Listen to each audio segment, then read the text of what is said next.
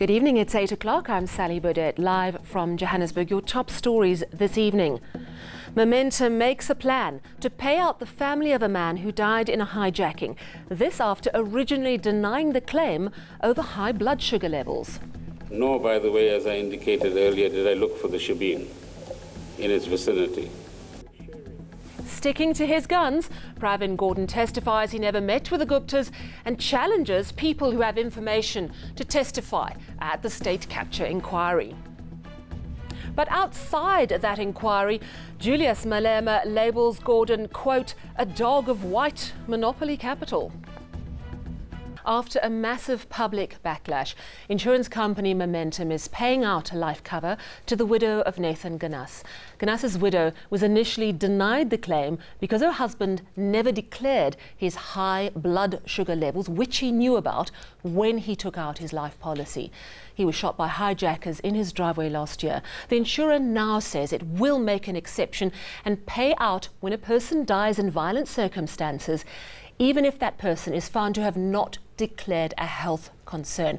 Well, today's momentous decision will also apply retrospectively to other claimants who were denied for similar reasons. And to tell us more, I'm joined now on the line by Deputy CEO at Momentum, Jeanette Marais. Good evening, Ms. Marais. Guinness's widow will now receive the 2.4 million rand initially denied to her, minus some initial payments. Have you spoken to Mrs. Guinness this evening? Hi, Sally. Yes, we have. We have spoken to her personally about an hour ago, and she's absolutely delighted. She's very thankful. Are you changing this policy because of bad publicity or because you realized it is the morally right thing to do, that to deny a life cover when a person's health had nothing to do with their violent death was not right? Sally, I think, the last 2 days have been very tough. And it has been because the impression was created that Momentum tried to find a way not to pay the claim. And, we are in the business of paying claims. That's our reason for existence. So we've listened, we've heard society, and we want to acknowledge that although legally we shouldn't pay when there's non-disclosure, it's also not right to punish families when these deaths are not related to the existing medical conditions. So what I'm hearing you saying is that the public outcry caused a moment of reflection where you had to go, hang on, maybe, although technically, legally we're in the right, this is not morally correct. Absolutely, and what we've created is a solution that will pay an amount equal to the death benefit to a maximum of 3 million rand in any case of violent crime, regardless of whether there were medical history that was non-disclosed to us. And we feel that is the right thing to do. It is not something our industry has ever done. It's a first for the industry, but we do believe that it is the right thing not to punish families when such an occurrence has happened. This is retrospective. How much will you have to pay out to other claimants who were denied for similar reasons?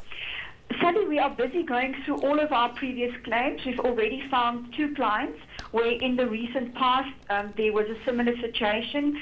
They, of course, have not gone to the media. They've actually accepted when the outcome of the claim was communicated to them, and we feel that we retrospectively also have to look after them. Absolutely. Thank you very much, Deputy CEO at Momentum. That was Jeanette Marais talking about the decision that they will in fact now pay out life cover to the widow of Nathan Guinness and other people who died in similar situations. Well, let's move now to the State Capture Commission, where Public Enterprises Minister Pravin Gordhan testified for the second day.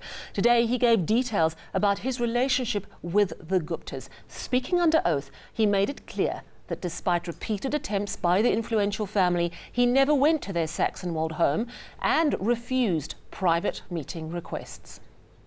I want to make it absolutely clear that whatever the interactions might have been, there was no so-called meeting where 2 people sit, they transact. There were interactions, or we happened to be in the same place, and I'll come back to that point in a moment. And so I'm quite emphatic about the fact that I'm not for sale or influence. If I was, then I'll be sitting in a very different capacity. There were repeated efforts to try to meet me or get me into a meeting, all of which either the office turned down or if I was informed about it, I turned down. So at no stage would I have entertained a meeting directly with the Guptas. The fourth point is that I've never been to Saxonwold, the so-called compound, nor, by the way, as I indicated earlier, did I look for the shebeen in its vicinity. Now, the economic freedom fighters were outside the commission again today as well. They're protesting against Gordhan. Our attack on Pravin Gordhan is an attack on white monopoly capital, because Pravin is a dog of white monopoly capital. We must hit the dog until the owner comes out. And once the owner comes out, we must deal decisively with the owner. Pravin is a cabal that belongs to the UDF and destroyed all good African comrades. He's no good, this guy. Gordhan, responding to his detractors, has challenged anyone with evidence against him to come and testify under oath at the commission. And I believe, if I may take the liberty to say so, Chair, that those who are making the accusations that they are, or these allegations, either outside of this forum or elsewhere, should, under oath, come to commissions like this one, and this one in particular, and say what they have to say, and subject themselves to cross-examination if need be. Gordhan also addressed his dealings with former SARS Commissioner Tom Moyane. Deputy Minister Jonas and I paid a visit to Mr. Moyane. Of course, he makes a big thing about me not shaking hands with him. But that's why I say I have no relationship, because I thought he was rude to me. When the first of the Sunday Times reports were coming out, I actually phoned him because Minister Nene was in the US for a meeting of the IMF. He didn't return my call, and that's normal protocol, is that even if another minister is calling you, you have the courtesy of returning the call.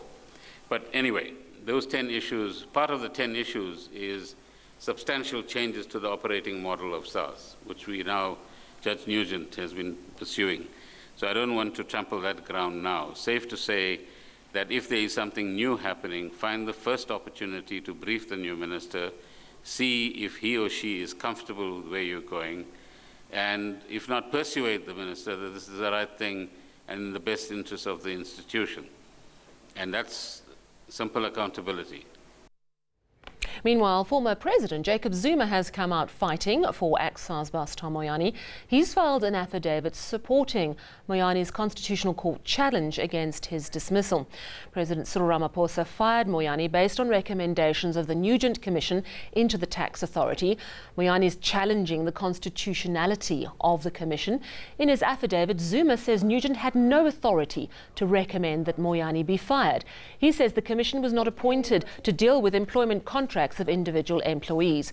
The former president also argues that the commission should not have made recommendations before all evidence was submitted.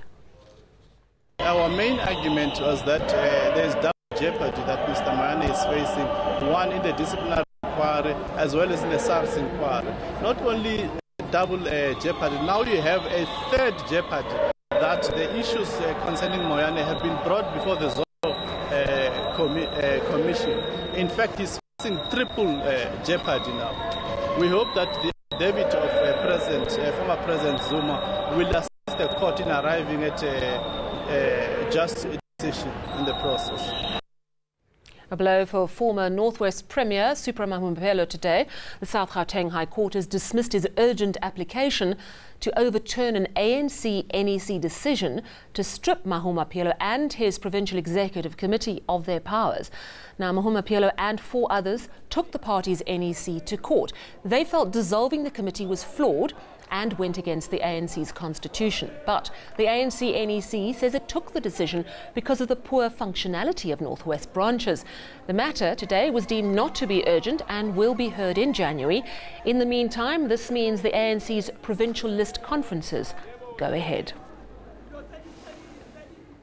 Still ahead on eNews, pressure remains on Theresa May as some fellow Tory MPs push for a vote of no confidence against her. Of course, we'll also have all your business news. Well, that global Brexit factor as well as other local factors are weakening the local market.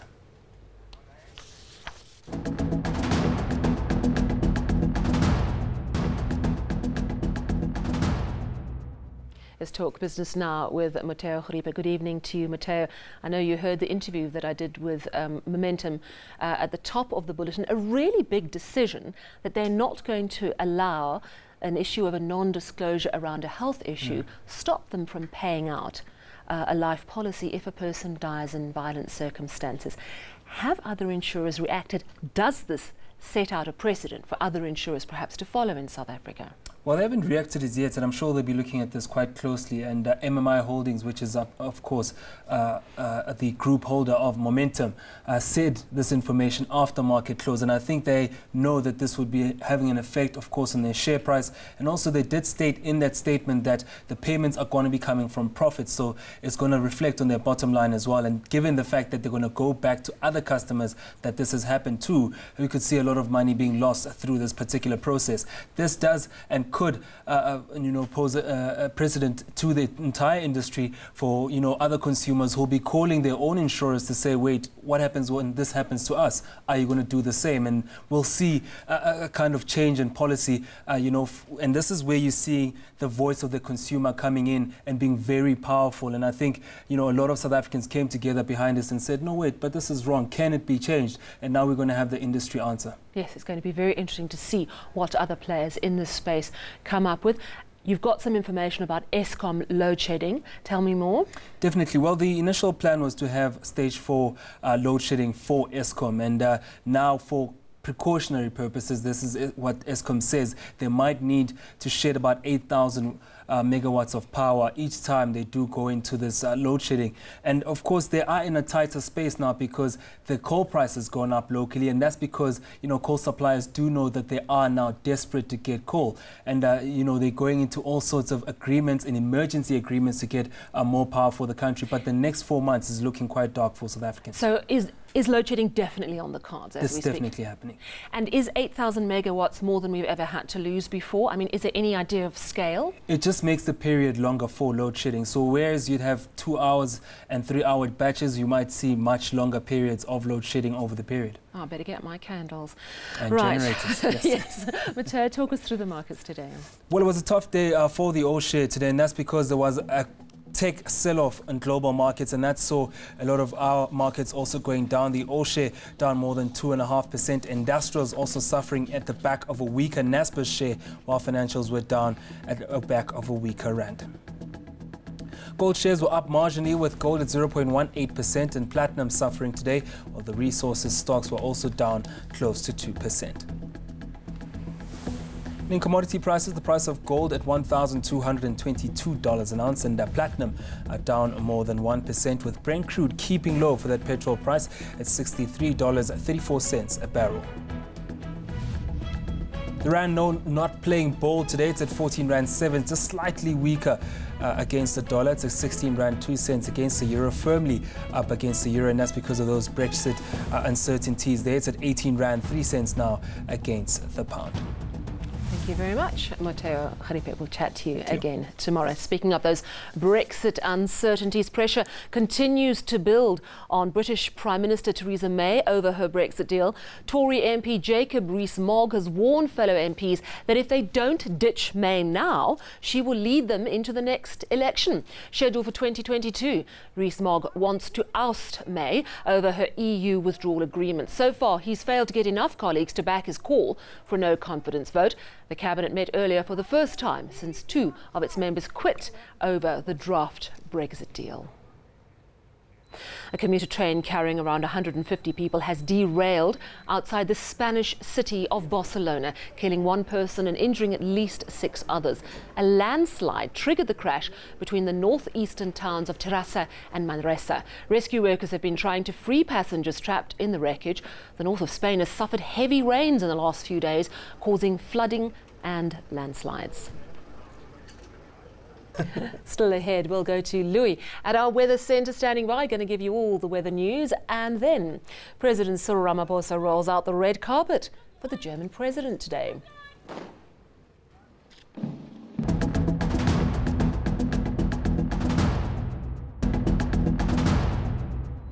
Let's join Louis Fernandez at our weather centre in Cape Town. Good evening to you, Louis. We've had some lovely storms up here. Are there more on the way?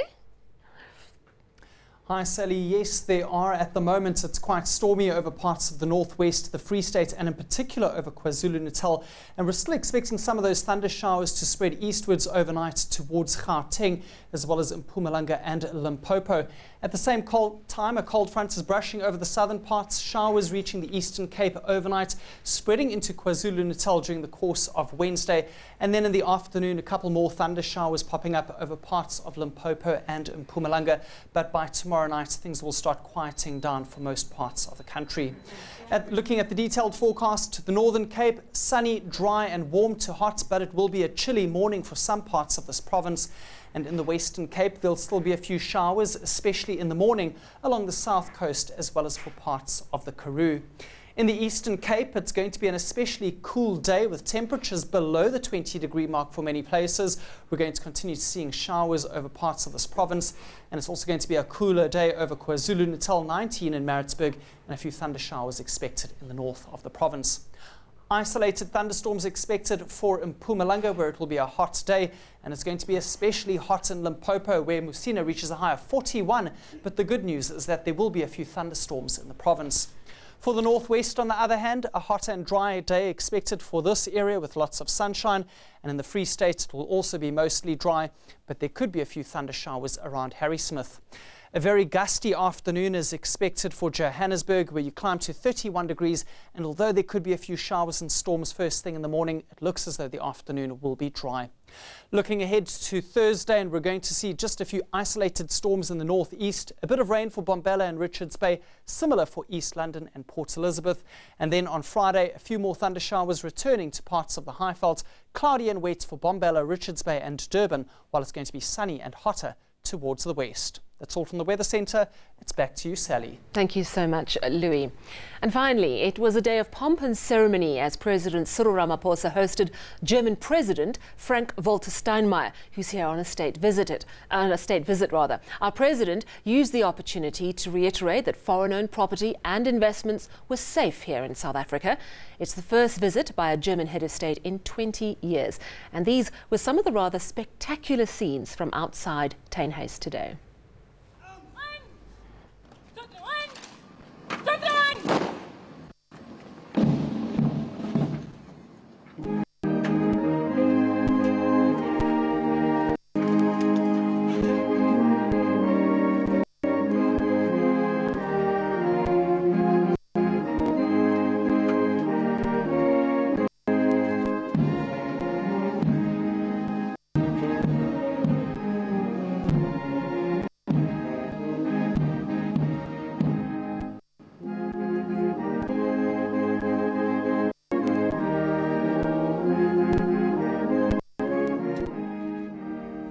Let's recap your top story before we go. Momentum makes a plan to pay out the family of a man who died in a hijacking, this after originally denying the claim over blood sugar levels.